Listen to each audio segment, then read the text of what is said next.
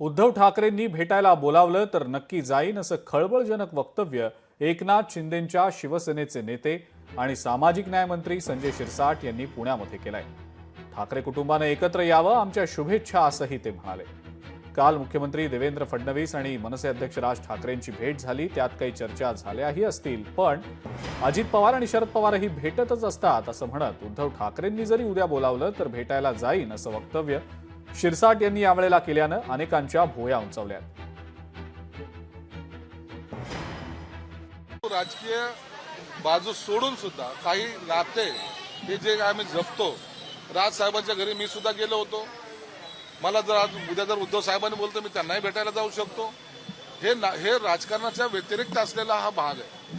म्हणून राज साहेब सुद्धा मुख्यमंत्री देवेंद्र फडणवीस साहेबांशी सुद्धा भेटतात, एकनाथ शिंदे साहेबांशी सुद्धा भेटतात। त्याचा अर्थ तुम्ही आता असं लावून घेऊ नका की उद्धव साहेबांची बोलणे झालं की संजय शिरसाट पळाला, असं त्याला अर्थ लावू नका।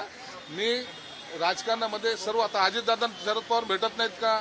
भेटतात, त्याचा अर्थ काय होतो? म्हणून हे भेट जी झालेली त्यांची निश्चित त्याच्यामध्ये काही राजकीय चर्चा होतात, परंतु ते सांगण्याचा अधिकार फक्त त्यांना प्राप्त होतो। सशक्त लोकशाहीमध्ये चर्चा ही झालीच पाहिजे। आपला तो वैचारिक विरोधक आहे, तो शत्रू नाही, हेच तर आम्ही बोलत आलोय।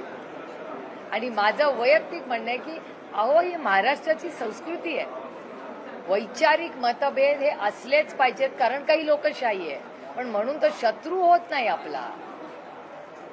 आणि हेच तर कैलासवासी यशवंतराव चव्हाणांचे संस्कार आहेत आमच्या सगळ्यांवर। आणि मी तर सगळ्याच पक्षाच्या सगळ्याच लोकांची बोलते, आणि डायलॉग बंद करणं ह्याला लोकशाही म्हणतच नाही ना। लोकशाही म्हणजे डायलॉग ठेवणे, जरी टोकाची मतभेद असतील तर मतभेद असणं आणि त्याच्यावर चर्चा होणं, ह्याला सशक्त लोकशाही म्हणतात।